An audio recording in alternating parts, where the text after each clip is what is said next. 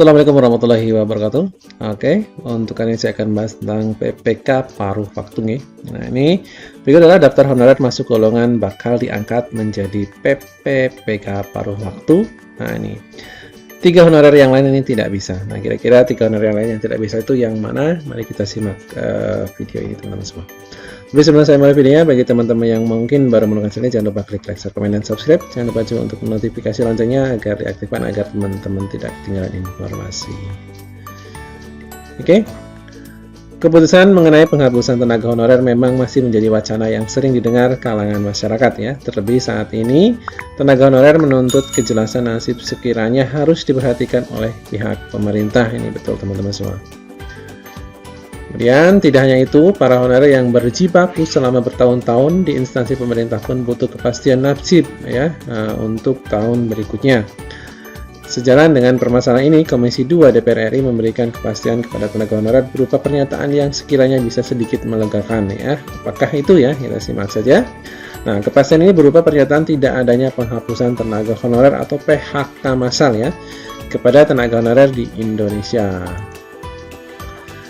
Kemudian namun, nah ini ada namun di sini teman-teman semua ya. Apabila mengikuti pada keputusan berbeda tentang penetapan 2 status yang akan diberlakukan di dunia kepegawaian, maka nasib honorer tetap terancam dihapus teman-teman semua ya. Ini teman-teman semua honorer juga masih was-was ya kira-kira kedepannya mau seperti apa. Akhirnya Mempan RB memberikan sebuah solusi yang saat ini akan segera diperbincangkan dan dirembukan bersama-sama.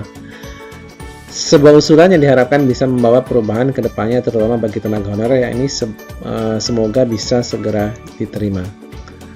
Ya, ini dengan menjadi ASN part-time atau P3K paruh waktu. Nah, ini ASN part-time atau P3K paruh waktu. Ini juga tidak mengakomodasi semua honorer ya, karena ada 3 honorer yang tentunya tidak akan bisa masuk menjadi ASN part-time atau P3K paruh waktu. Nah, tenaga honorer mendapatkan beberapa keuntungan atas tujuan solusi ini. Yang pertama adalah tenaga honorer bisa mendapatkan kejelasan nasib yang selama ini selalu dicari dan diperjuangkan. Tapi lagi dan lagi untuk ASN part-time dan paruh waktu tentunya akan berbeda dengan ASN atau P3K full-time tentunya ya.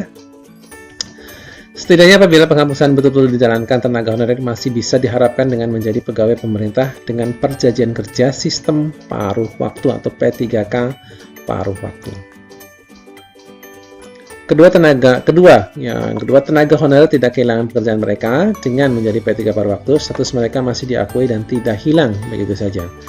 Selanjutnya, tenaga honorer masih bisa memiliki kesempatan untuk bekerja dan tidak kehilangan kesempatan untuk melebarkan sayap karir ya. Tidak kehilangan kesempatan untuk melebarkan sayap karir walaupun dengan status paruh waktu ya.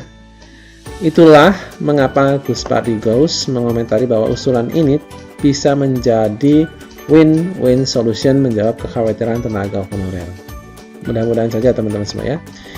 Ini menjadi win-win solution kalau paruh waktu tentu anggaran gajinya tidak sama dengan full time, jadi meringankan anggaran negara.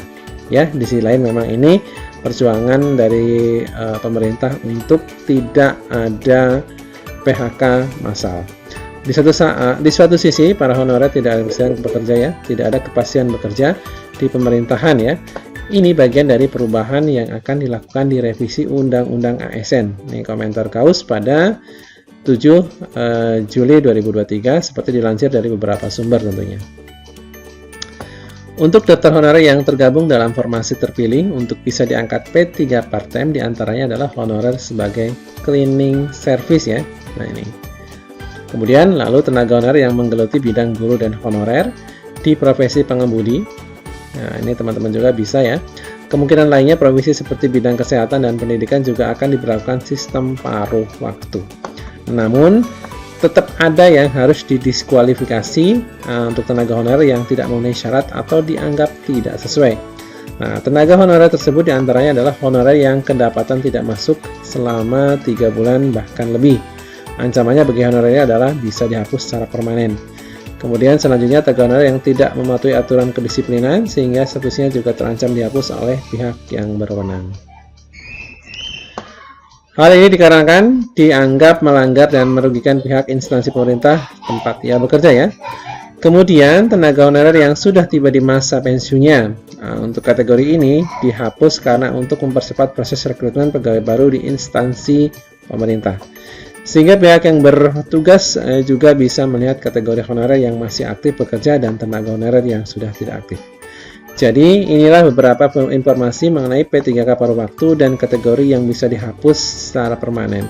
Semoga upaya ini juga bisa disambut baik selain dari Menpan RW dan pihak terkait lainnya. Ya, jadi jelas sekali beberapa kategori yang tentunya akan dihapus ya. Jadi tidak semuanya akan diangkat ya. Tentunya itu adalah hal-hal yang merugikan negara atau merugikan instansi yang akan diberhentikan ya. Jadi selama teman-teman semua tidak melakukan hal seperti ini atau bekerja sesuai dengan kewajibannya, maka akan aman-aman saja. Ya, terima kasih. Semoga bermanfaat. Selamat siang. Assalamualaikum warahmatullahi wabarakatuh.